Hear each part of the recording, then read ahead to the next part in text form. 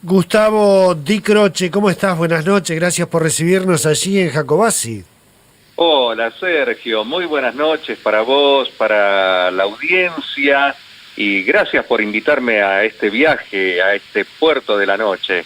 Gustavo, bueno, yo imagino que tendrás allí a mano una ventana y nos podrás contar del cielo que tenés en este momento en Jacobasi totalmente estrellado. Sí, exactamente, estoy justamente al lado de la ventana que da al jardín. El cielo en estos momentos, por supuesto, te cuento, te comento, uno sale un poquito acá al jardín en esta época de cuarentena, los atardeceres son muy lindos, muy bellos, el amanecer también, así que uno aprovecha esos momentos también para mirar al cielo y como vos decías hace un ratito, ¿no? Esto nos inspira. Y para completarte un poco la información, estamos con 8 grados de temperatura, hoy tendremos una mínima de 2 bajo cero, así que ya vamos teniendo los primeros fríos, el sábado 6 bajo cero está pronosticado, así que los primeros fríos que a veces nos obligan a estar en casa durante las épocas convencionales, imagínate ahora en época de pandemia, ¿no? Gustavo, vos tenés, creo, 6 libros publicados ya. Eh, Estos paisajes, estas situaciones, estos patios, estas noches, ¿forman parte también de tus novelas? Sí, en realidad yo, la mayoría de mis publicaciones son relatos de ficción, pero ambientados por lo general en los escenarios de Jacobasi, de la Línea Sur, con alguna proyección en varios de ellos hacia otros lugares del mundo. Pero por supuesto siempre me ha interesado cuestiones no solamente que tengan que ver con el paisaje, sino también con hechos, situaciones, misterios que se presentan aquí en la región, en la Patagonia en general y en esta región en particular, misterios a los que me ha conducido un gran científico que ha recorrido esta zona, el profesor Casamichela, y en varias entrevistas que le he realizado para Radio Nacional, él me ha dado puntas de distintos temas que presentaban algunas incógnitas, algunas tramas misteriosas, y de ahí me he tomado yo también para realizar varios de los relatos que, como te decía, son ficciones, pero ambientadas en muchos casos, gran parte de ellas aquí en la región y algunos por la trama continúan su desenlace en otros lugares. Claro, estábamos recién viendo las imágenes de las portadas de tus libros. Hay uno muy especial que habla de un capitán, ¿no? Y uno, Gustavo, piensa en la línea sur y un capitán allí en esa zona, un capitán de barco, Sí. debe ser inusual. Sí, bueno, esto forma parte también de la ficción, ¿no? Claro. Es el libro que publiqué el año pasado, El misterio del día 14, los relatos del capitán, que inicialmente es un libro que inicia en los Menucos. Curiosamente yo en general los libros anteriores los había iniciado aquí en Jacobasi, en lo que hace a la escenificación, la ambientación. Claro. Este, en cambio, decidí trasladar el inicio y el cierre del libro a la localidad de Los Menucos, y esto hace alusión a un capitán que llega un día, un capitán de un barco que decide tomarse un año sabático y llega a esa localidad de Los Menucos y comienza a narrar historias de sus viajes por el mundo, día tras día, en realidad noche tras noche, y va desatando, desenvolviendo, desilvanando historias y música de los supuestos viajes que ha realizado, y en esos relatos, en esas vivencias que va transmitiendo, va concitando cada vez la mayor cantidad de gente a su alrededor en estas noches. Hasta que llega el día 14, en donde se produce un misterio, y bueno, es el final del libro, así que no lo voy a contar. No, pero, por supuesto. Pero lo que sí te cuento, Sergio, es que este libro en realidad contiene varios cuentos cortos, que no era lo tradicional en mis relatos anteriores, sino que eran más bien, como vos decías, novelas cortas o cuentos largos, en los cuales era un texto que tenía una hilación y que comenzaba y se completaba con ese libro. En este caso, componen varios cuentos, en los cuales uno tiene que ver con la caída de ceniza volcánica en 2011 en esta zona. Ese es el cuento más extenso del libro, pero luego he incorporado otros relatos que no tienen tanto que ver con la ficción, casi lindando con la especulación, ¿no? Los relatos con algo de fantasía, sino que también incorporé algunos con humor negro, algunos que tienen que ver con algunas cuestiones propias de la región, algunos sí también con mucha fantasía, con mucha creatividad, pero en su conjunto son cuentos cortos, ensamblados y puestos en la boca de este capitán. Claro. Le recuerdo a la audiencia que estamos en Ingeniero Jacobacci, estamos hablando con el docente, periodista y escritor Gustavo Di Croce. Gustavo, lo más difícil debe ser cuando un escritor quiere trascender su propia zona, su propia región, inclusive llegar a otros países. ¿De qué forma uno puede mostrar donde vive, lo de uno, nuestra ficción, y que sea entendido también afuera? ¿Cómo te ha ido a vos que has estado en el exterior con tus libros? Sí, la verdad que he tenido muy lindas experiencias. Ajá. Te cuento, no solamente en el exterior, sino experiencias aquí en la región, porque a veces uno cosecha muy lindas cosas en la región, y que hace que uno se nutra emocionalmente. A mí, por ejemplo, con uno de mis libros, El Enigma de Mugliadi, sucedió que lo trabajó un conjunto de alumnos en Catriel, y como cierre de ese trabajo me invitaron, estuve compartiendo con los chicos, y realmente fue un momento maravilloso, porque la atención que ponían los chicos, digamos, las preguntas que realizaban sobre la trama, incluso te digo más, manteniendo alguna comunicación por vía del mail con alguno de ellos, luego charlé con las docentes y le dije, mira, seguilo a fulanito y menganito porque realmente tienen muy buena predisposición y muy buen ánimo para la escritura. Entonces descubrís y animás a que los chicos jóvenes puedan escribir, puedan soltarse a escribir. Esto es muy lindo también. Y con respecto al exterior, lo que me preguntabas, el año pasado, sobre todo, estuve en la Feria Internacional del Libro Hispano en Miami, que, bueno, tiene como particularidad ser, Miami todos lo sabemos, una ciudad en la cual Estados Unidos prácticamente adquiere relieves casi latinoamericanos. Así en los cuales la gente, claro, hay mucha gente de habla hispana y concentra mucho de la gente que tiene esta avidez por tener en sus manos literatura de habla hispana.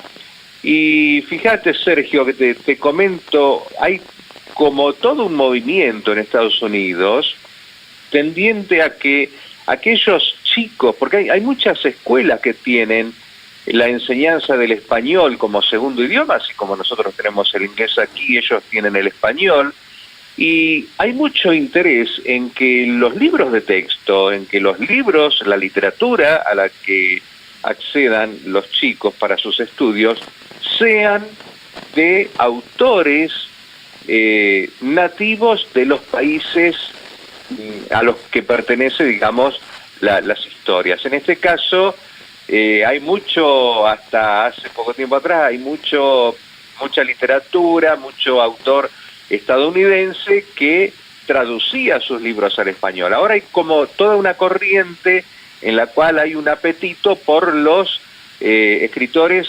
latinoamericanos, ¿no? O sea, para que los chicos, sobre todo, puedan acceder a esa literatura en el lenguaje original en el cual hablamos todos, que no es lo mismo que traducir del inglés al español, ¿verdad? Mirá vos, Gustavo, estaba mirando hoy alguno de tus libros, Un ángel inquieto, por ejemplo, que está más relacionado con lo sacramental. Y también Sí. veía dos fotos, dos encuentros que has tenido con el Papa Francisco. ¿Por qué se ha dado esta relación y esta visita? Bueno, en principio te comento lo del libro. El libro Un ángel inquieto es un auto sacramental, es decir, es una obra de teatro que tiene un contenido religioso, un contenido espiritual. Ajá. En este caso es una obra de teatro que lo que hace es reemplazar a los tradicionales pesebres vivientes que se suelen hacer con cada Navidad, como para darle una variación a aquellos que quieran poner alguna representación de este tipo. Claro. Esto nace por pedido de un sacerdote, el padre San Martín, que estaba acá en Jacobasi, ahora está en Bahía Blanca, Panchi, bueno, que me comentó que tenía la idea de hacer algo distinto para el momento de la Navidad.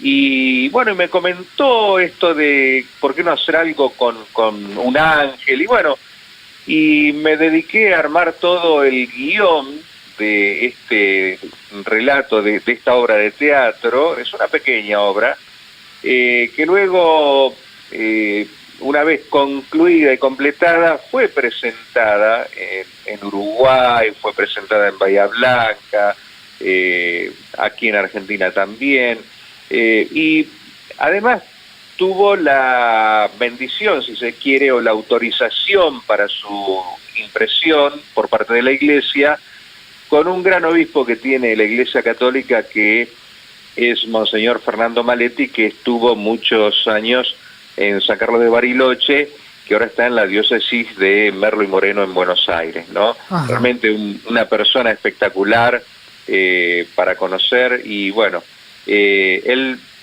dio toda la autorización para la impresión.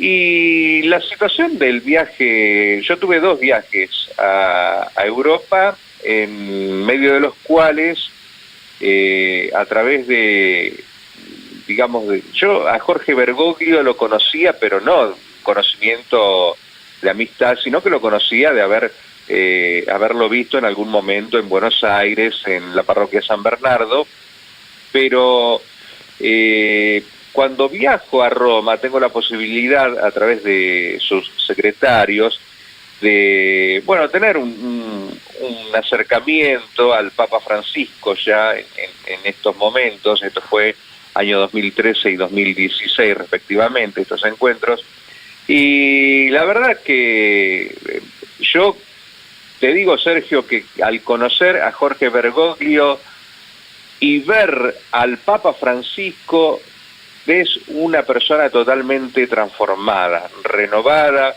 Lo vi en su mirada, lo vi en su semblante, una persona realmente que transmitía una gran paz, una gran ternura, si querés. Y bueno, por supuesto, él bendijo este libro y tuvimos la oportunidad de charlar un rato, entregarle libros. La primera vez que fui le llevé alfajores, porque él es muy le gustan mucho los alfajores marplatenses, La segunda vez que fui, miró, me dice, ¿cómo no me trajiste manzanas de Río Negro? Y no se me había ocurrido, ni sé si tampoco se podían llevar por avión, pero bueno, Claro.